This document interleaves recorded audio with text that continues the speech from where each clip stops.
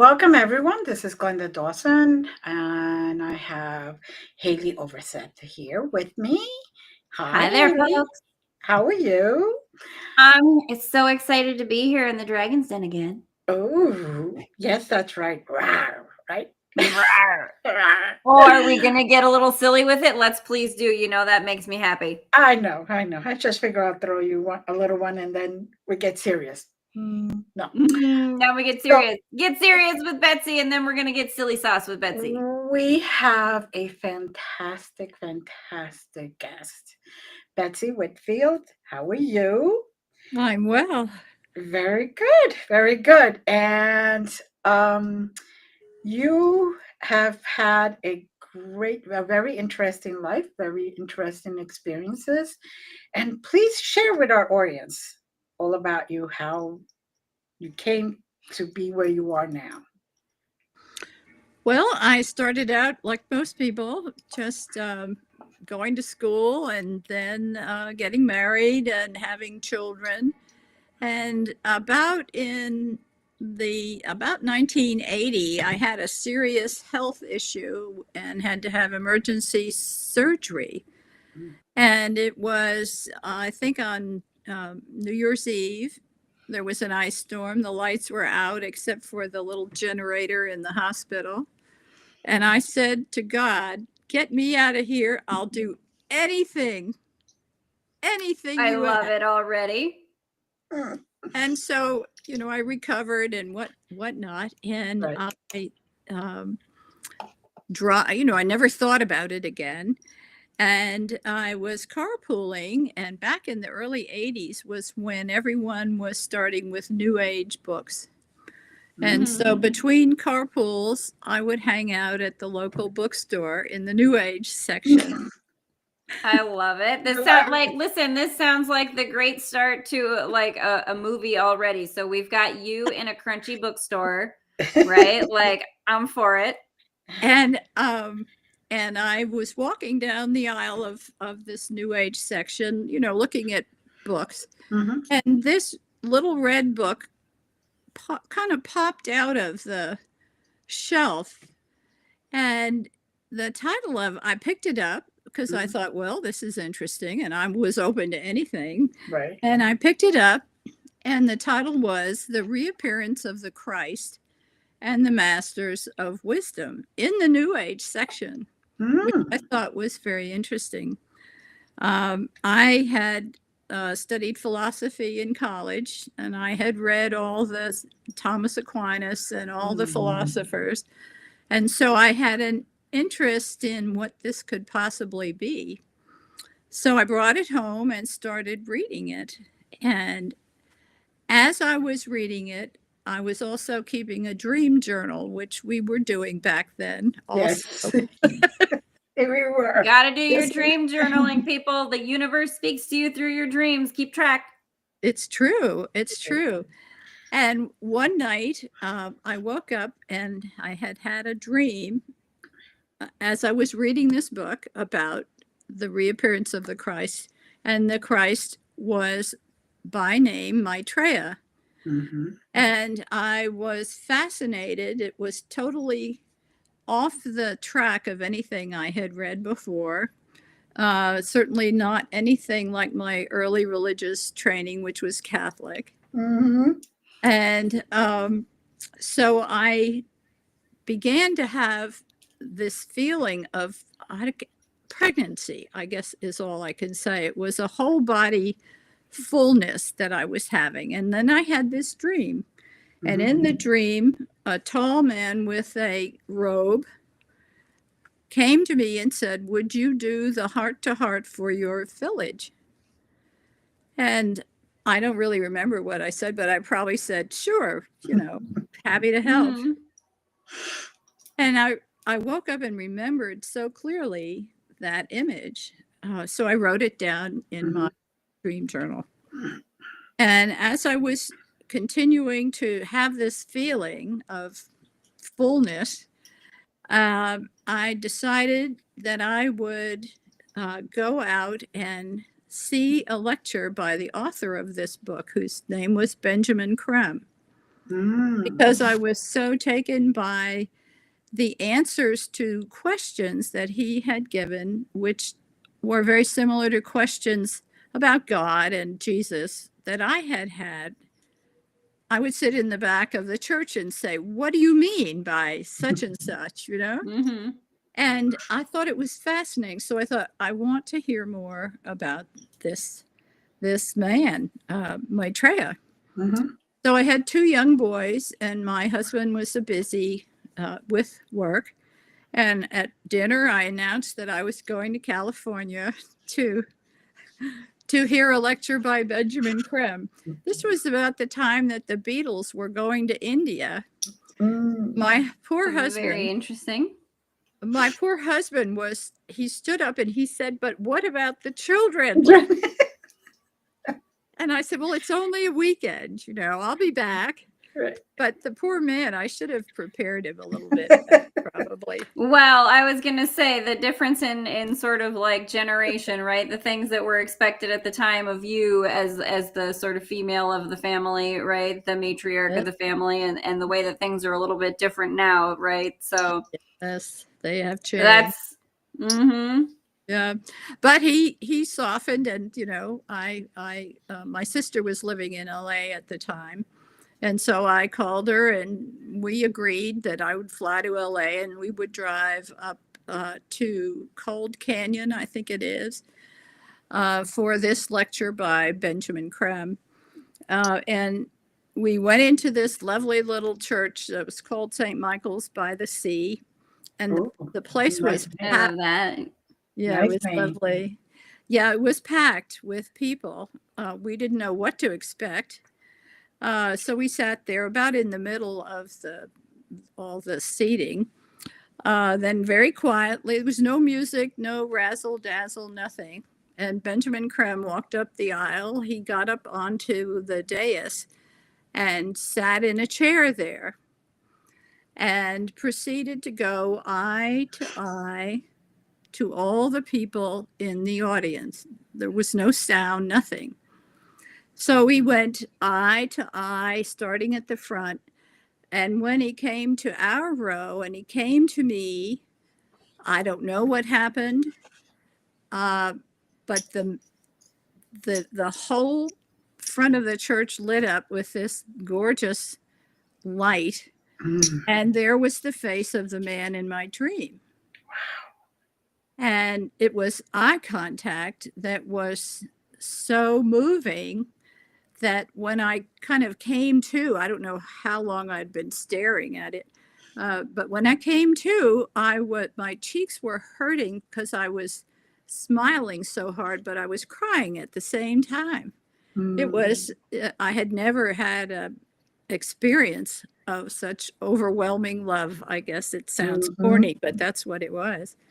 Well, I mean, those experiences, they might sound corny, but I tell you, isn't that what everyone's looking for? That big aha, overwhelming sensation of like, okay, I get it now. Here's the ready to move forward with whatever this is. You're absolutely right. That's what happened. And so I was getting embarrassed. It seemed to be going on a long time. So all I did was think, well, maybe you could go on to other people. And as soon as I did that, the face nodded and it ended. And he went down the line to other people. Benjamin Creme did. And so I didn't know what to do with that information that I had received. So I met Creme at a meditation the next evening and told him my story, and he didn't say too much because there's no pressure in all of this. It's whatever you want to do. So then I came home and I decided that I would invite him to my town to give some talks and do it again, Right. for other people.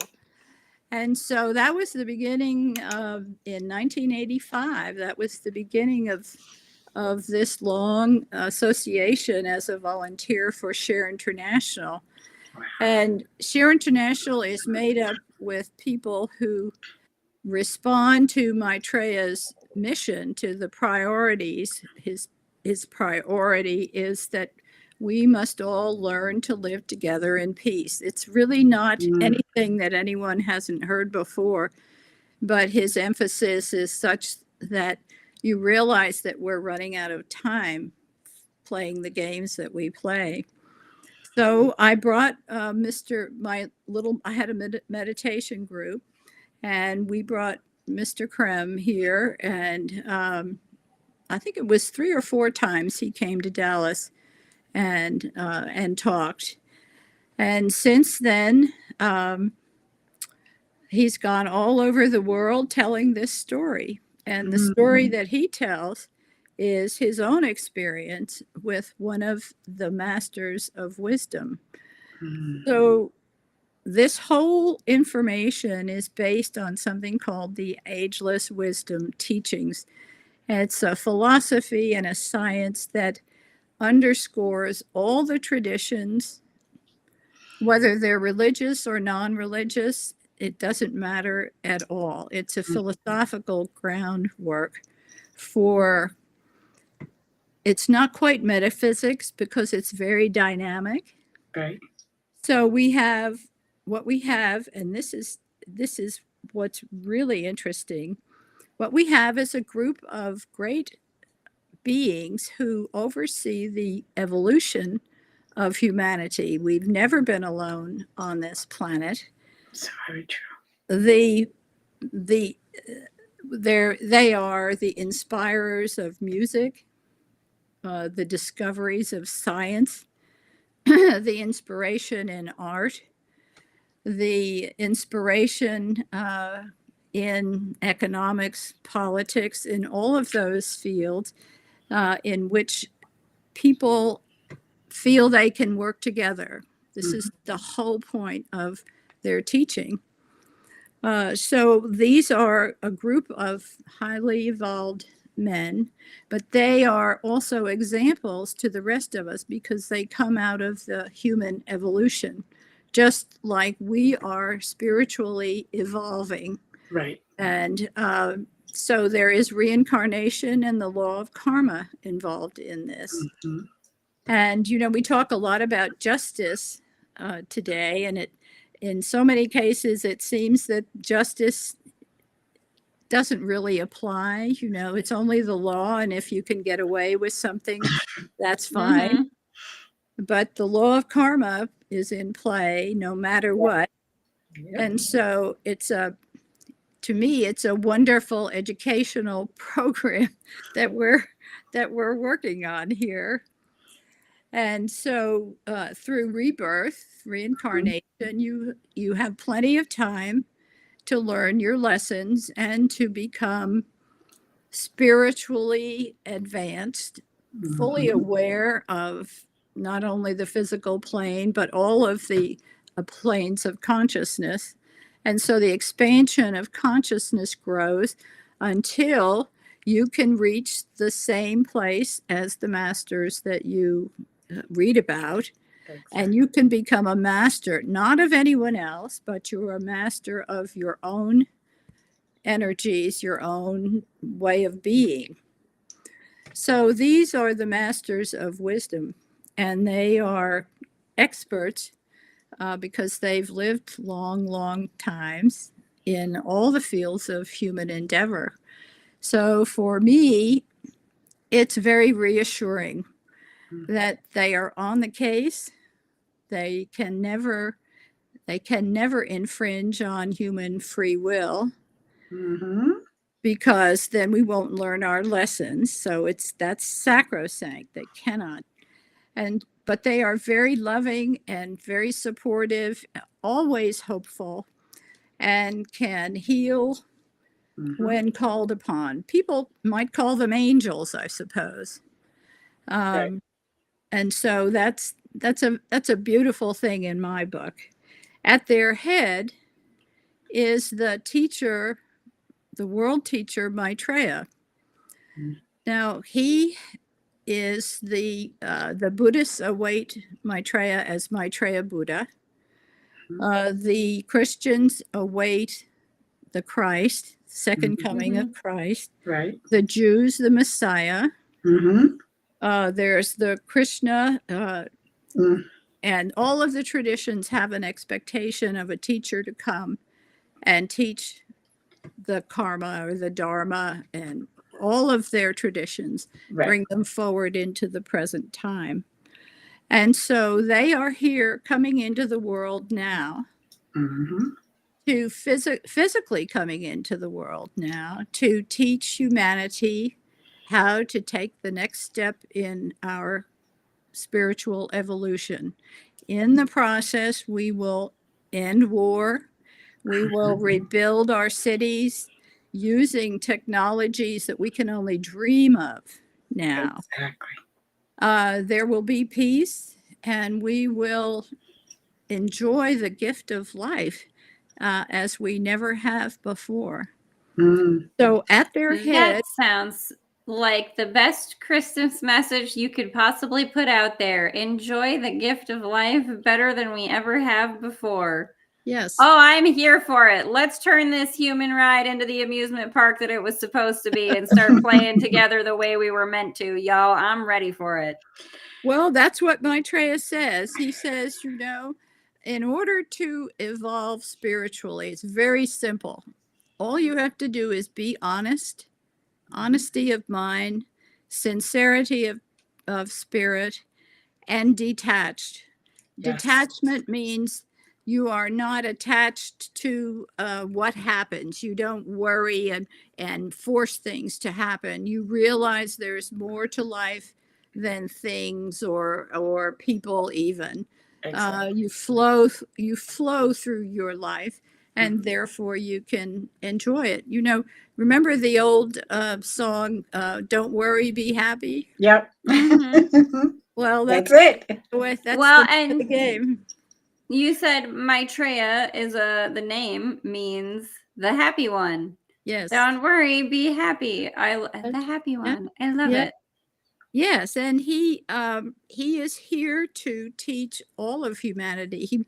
He has created a blueprint for what he says is the essential path forward if we are to survive on the planet. It's called the blueprint for sharing. Now, when he says when you share, it's like a family, the human family. When someone brings food into the house, everybody shares in the food. Well, the planet is replete with tons of food. It's such a wonderful planet, and yet we have no sharing going on. We have competition, and we have people who are dying of starvation, who have no hope at all. And Maitreya said this causes him such shame. That's why he has come back so early, physically on his own, not working through a disciple as they usually do. Exactly. So this is where we are. Now, Maitreya has put in my path the Councils of Light, which is who I channel a lot. I mean, I channel a lot of beings, but those are the ones I channel. And my mission was to get on camera and stream as I am channeling the messages, which are usually coordinates to take us somewhere, so we can try to remember, we can try to awaken those memories and awaken that knowledge that we have within us. He did come the very first time that I started doing the Councils of Light, but I was told by him, you keep me quiet and you'll know when it's the right time to say it. So I figured this is the right time to say it. Good for you. I love it.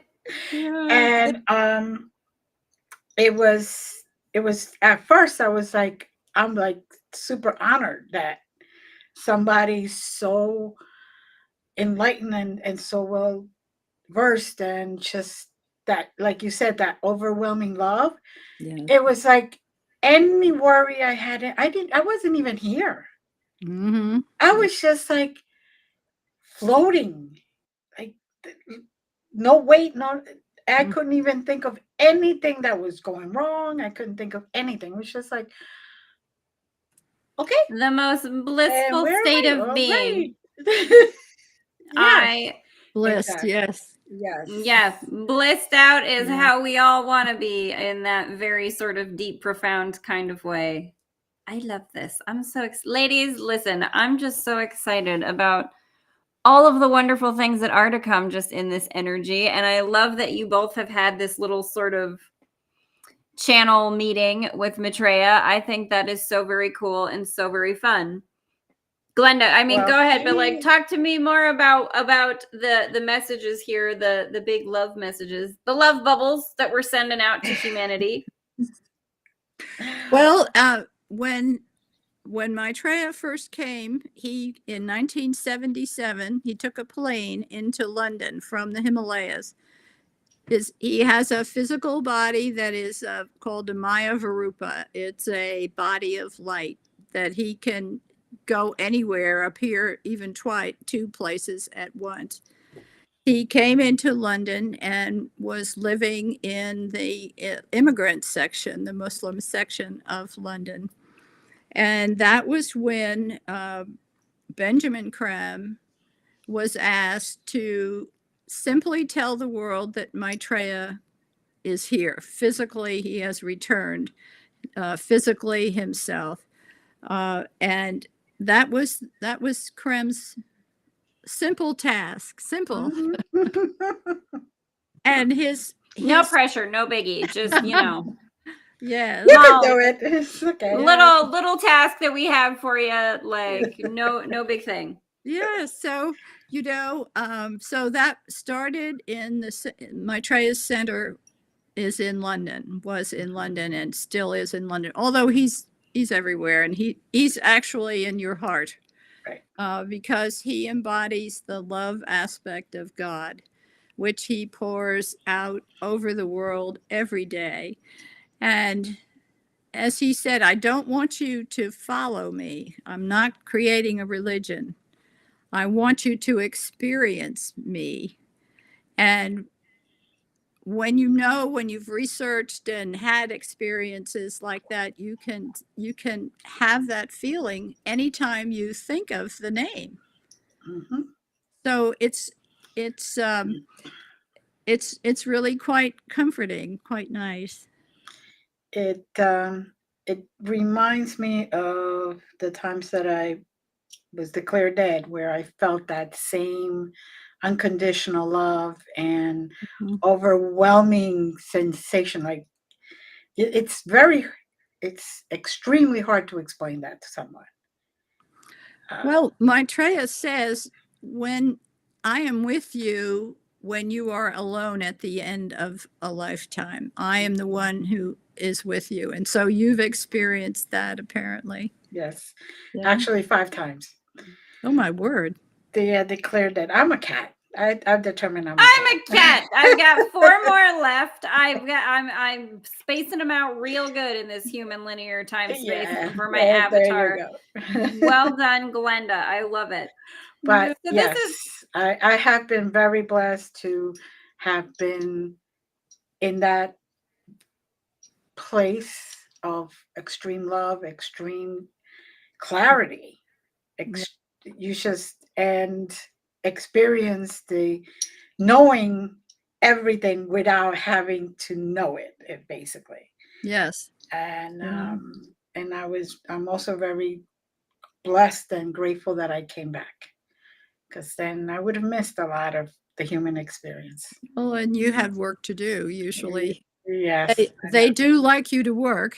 I know. They like it when you come here. Like, I've been working since I was 2 years old. They just keep pushing me back. Yeah. Pushing me back. I know people who have felt that in a church. Yes. Staring at a piece of art. Mm-hmm. If you raise your vibration, your aspiration is what takes you to the level where you can experience this. if you're troubled, if you are just worrying your bones and, miserable and you really get into it, there's not much anyone can do to lift you. You have to try and simply let it go and have hope that things will get better. And that is enough to make it so. Yeah. Exactly. The simplicity of that. And isn't that what everyone is looking for? That simple. I think we get very caught up in spirituality sometimes and turn it into homework, because we as humans are so very good at turning things into homework and processes and getting caught up in this 3D world, in the matter changing matter and doing things manual labor style, right? That we all kind of forget to get into the simplicity of just being and what that actually means. And it's not, it's almost like having to get into an altered state in order to experience it, right? Or what we consider to be an altered state. You think shamans and things like that. But it really, when you talk about stillness or getting to that place where you can receive those things, I think we have so many conceptions as humans of how you get there, what it looks like, what that experience is supposed to be, based on having heard stories from others, and not necessarily the bottom line really is to experience that unconditional love for yourself. Exactly. What does that mean for you in the way that you experience it? Yeah. Yeah. Yes. And you don't even have it's a heart experience. It's not a brain thing. It's a heart experience. And so it's open to anyone at any time. And I think that's, for me, is the great beauty of it, because in the world that we live in, it's so divided. There's so much, so many distractions. That if we could take time and be quiet, just be quiet, read a book, or just be quiet, take a walk, that is enough to put you in a calm state, and you will begin to feel things bubble up from inside. So it's not difficult. And actually, the masters and Maitreya are very anxious that as many people as possible get to know this experience. And that's why Maitreya says, I haven't come to form a religion. I've just come to teach you. And it's as simple as that. So we continue on. This is something that is a process that Share International has been carrying on. We don't push. We're very quiet about it. We go where we're invited to maybe give this information. Thank you for allowing me to come and tell you this. Thank you for your willingness. And so we have many books that were written not by 𝓕𝓻𝓪𝓷𝓴𝓲, but in a Q&A format in his travels where he lectured. He's gone twice a year through the US, through Europe, through Japan, to South America even. And so all of the questions that audience would ask him have been collected, and his answers have been collected and made into book form, so that if you have questions, probably your question is in there.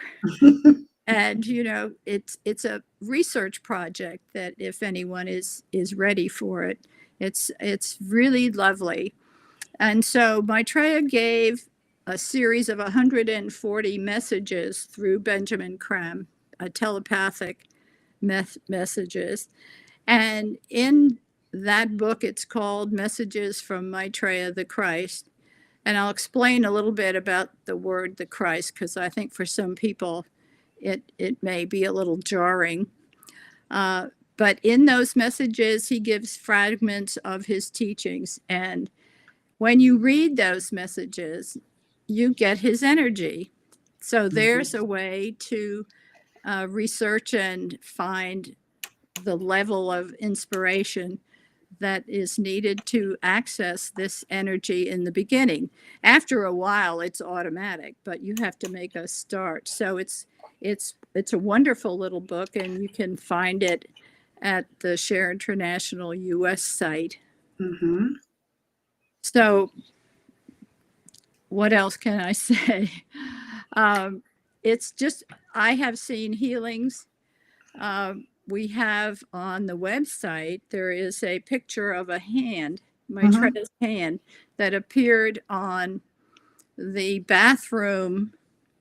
You have a sliding glass door on a Right. bathroom, and this hand appeared there. That was Maitreya's hand. And so we've put it on the website. You can make copies of it. And if you put your hand over it and ask for what you need, if karma allows, it will be given. It will be done. You will be healed. Your friends will be healed. And many of us have just been amazed at the incredible healings. My husband, for example, has had several. He believes this, but he doesn't really accept it. So, but it doesn't matter. He's had many healings anyway. So what we've done is try to make all of this accessible to as many people who as are interested. There's a magazine called 𝓕𝓻𝓪𝓷𝓴𝓲 magazine that has one of Benjamin Creme's master's articles every month, and those have been relevant to happenings in the world, the attitudes of humanity, and on very high level, of course. And it's a very much of a grounding of this hierarchical effort. The masters are very, as I said before, very interested in contacting and working with humanity. We are in the age of Aquarius. We are, and it's time for us to kind of kick it into gear with some of these things. So that's what gets me really kind of jazzed and excited. Like, hey, y'all, I want to talk to you. What's the easiest way for me to do that? I am a human, ADHD style, living in the wild world we have that is very noisy.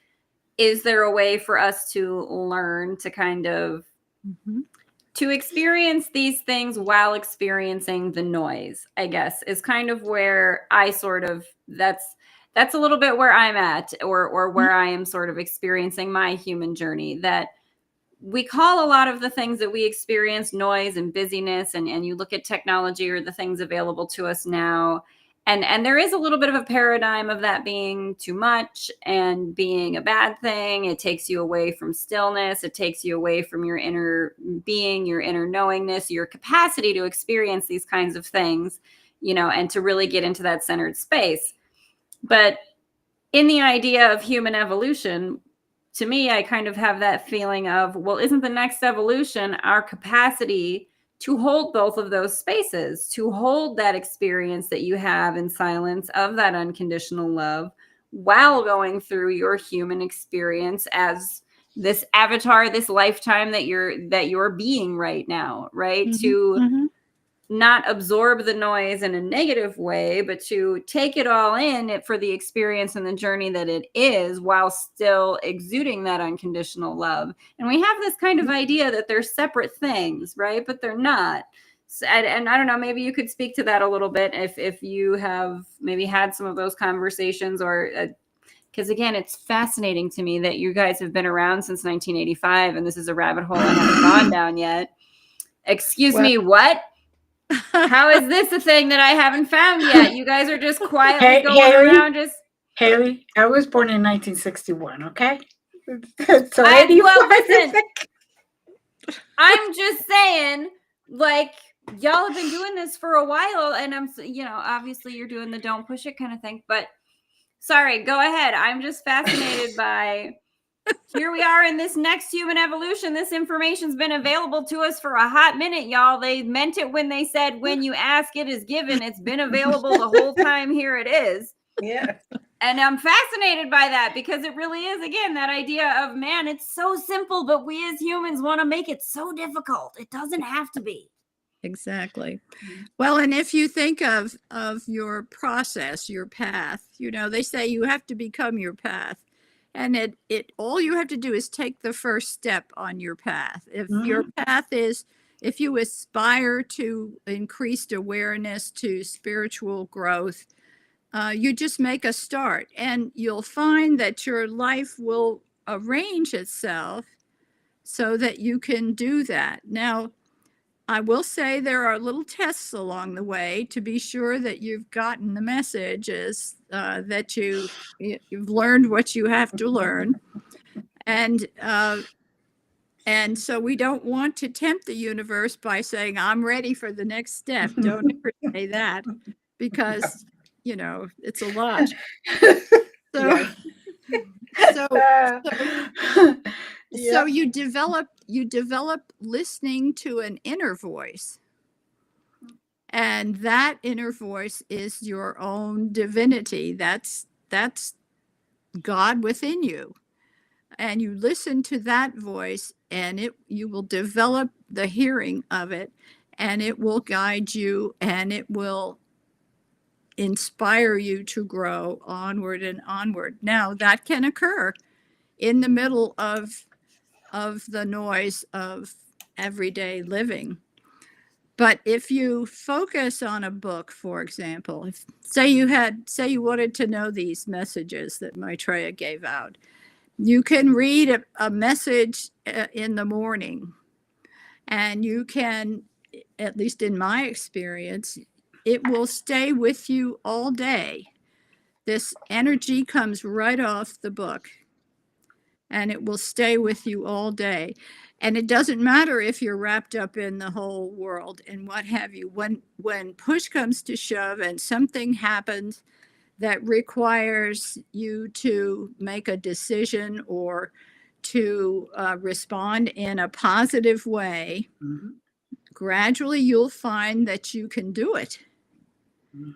And that is, it becomes a habit, and it becomes almost like a meditation that you keep going no matter what else you're doing. You have it on the back of the cook stove back here.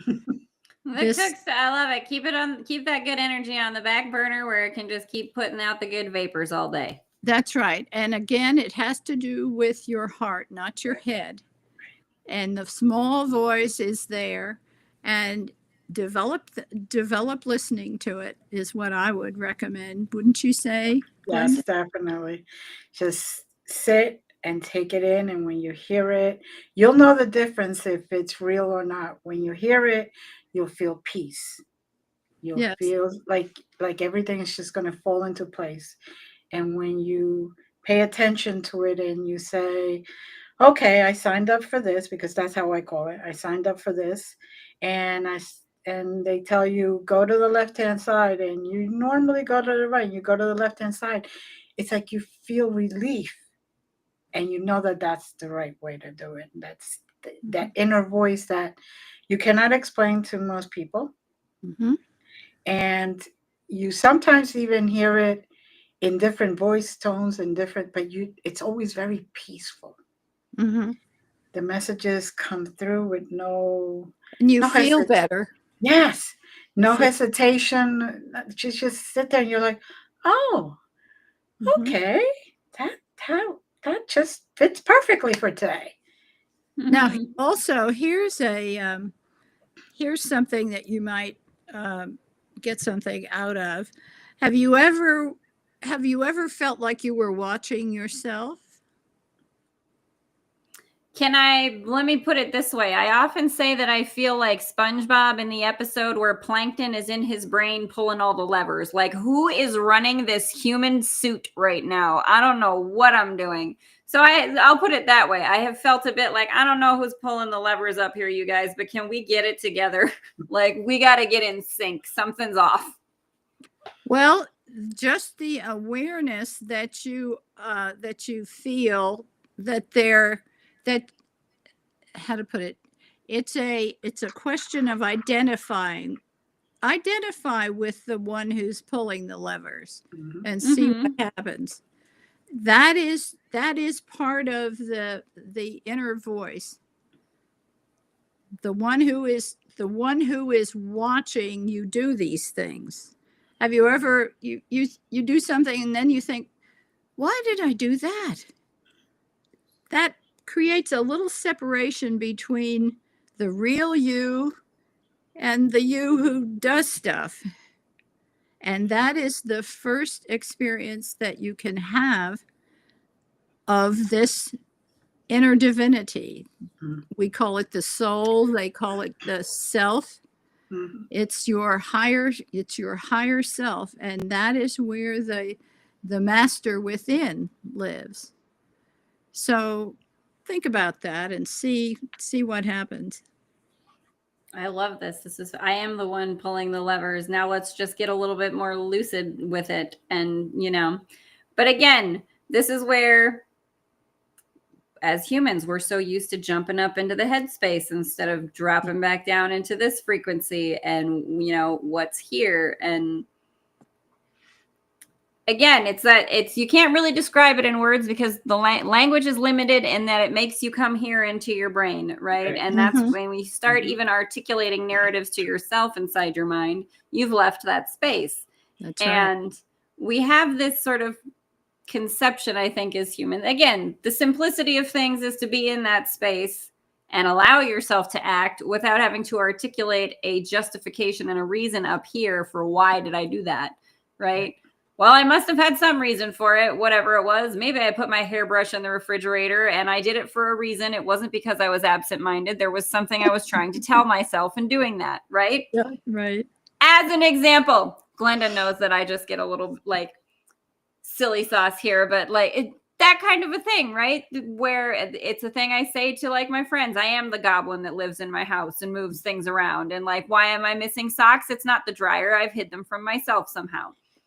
So I love this concept of again, it's that oneness that we're all trying to remember, right? That the separation element is an illusion we've given ourselves so that we can start this human experience and forget who we are, where we come from, the power we have. But the idea of the awakening and the awareness is to kind of realize I am on this human ride on purpose. Okay, well, maybe this can be kind of rad then. Maybe this can be kind of fun.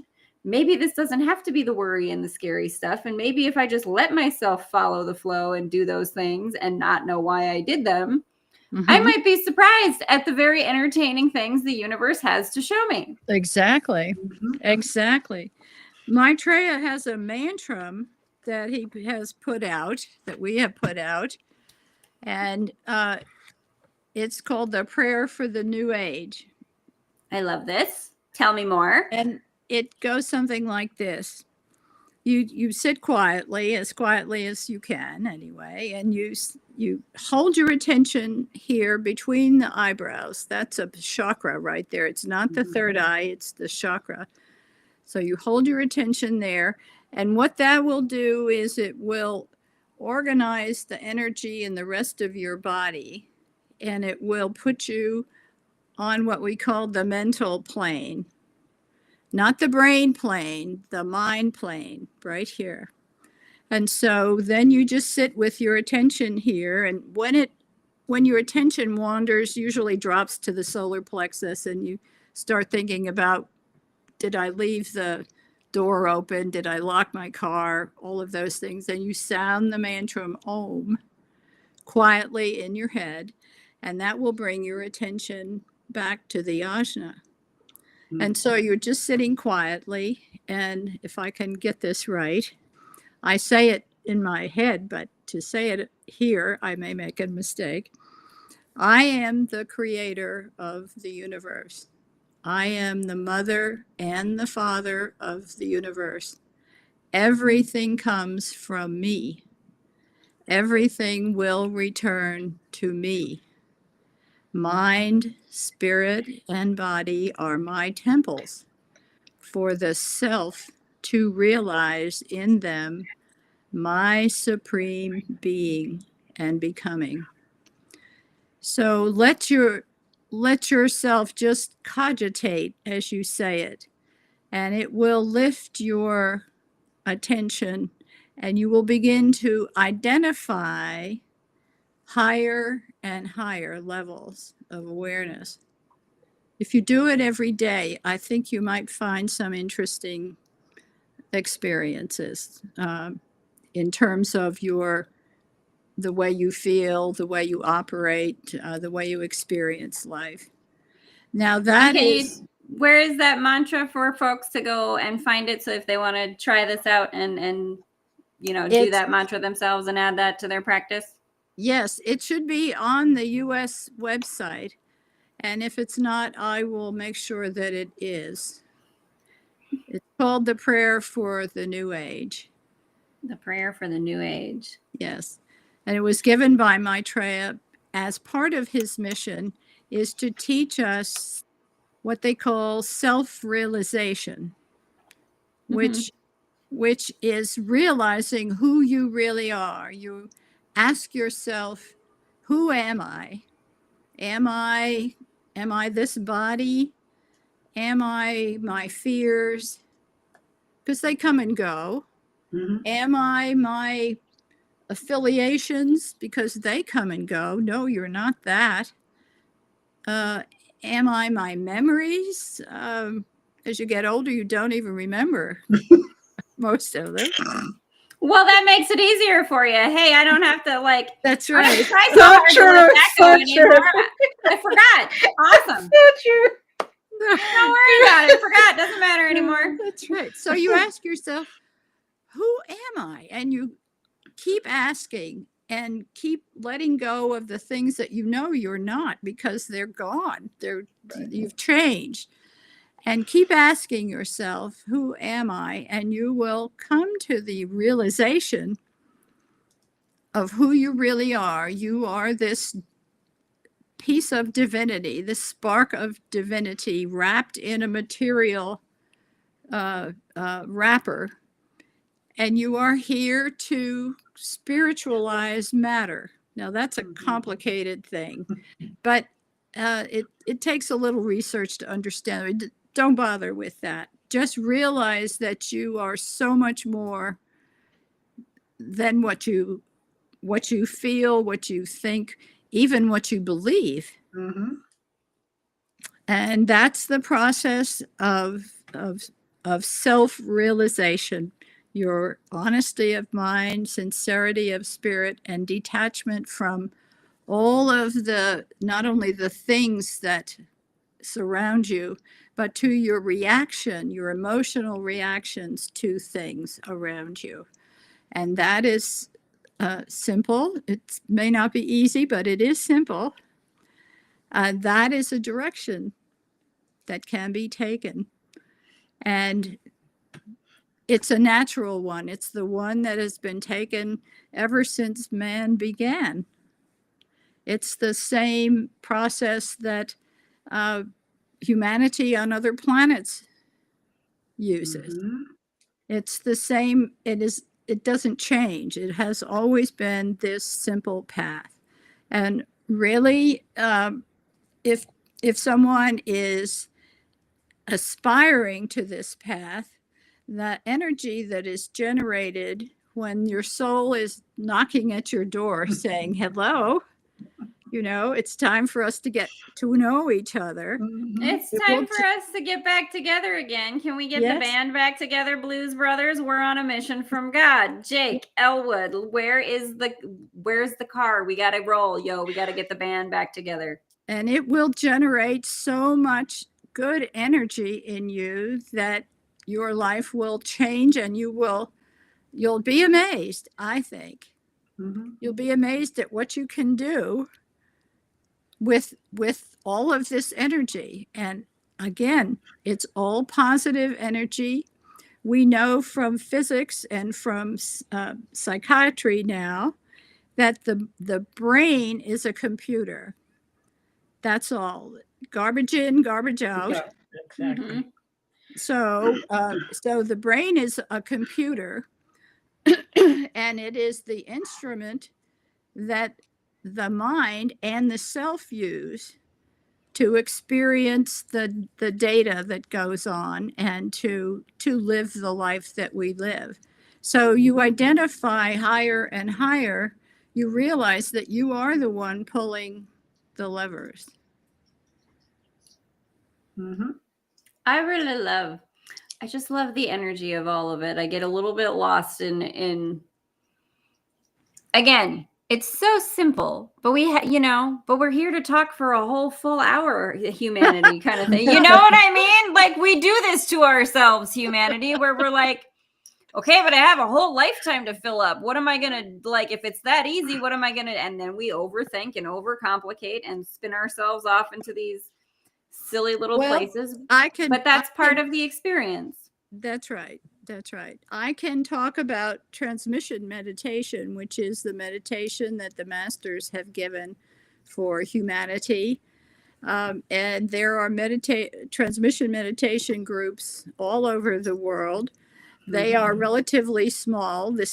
We're not talking about stadiums filled with people. Right. We're talking about, usually 3, 4, 5 people at a time. There's never a charge. It's totally voluntary. It's called transmission meditation, and the discussion of it is in a book called Transmission, a New Age Meditation. Now, when someone has started on the path and the self is pouring this energy into you, it's very important that you take up an altruistic service. The energy is meant to be used for good in the world, altruistic service.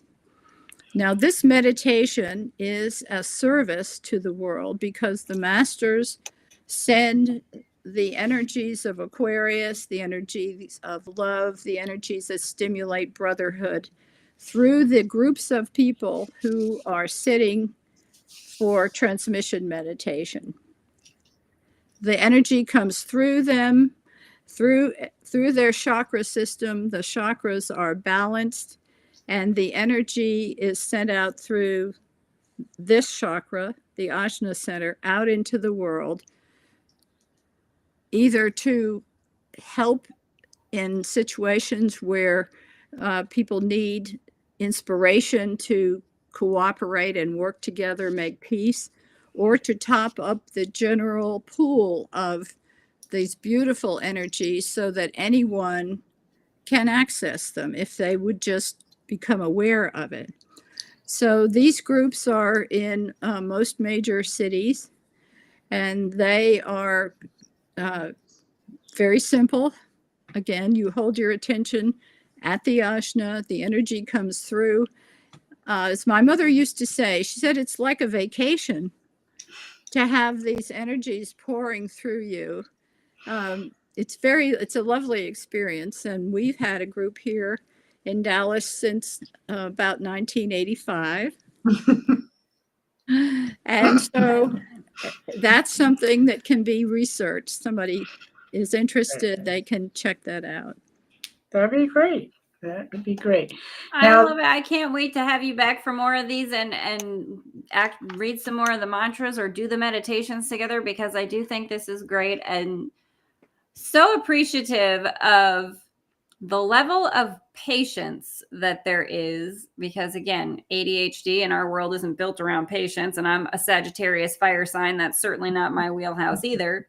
But the patience that there is in holding that space and not being intrusive, in being here and being that, they say when the student is ready, the teacher appears kind of thing, right?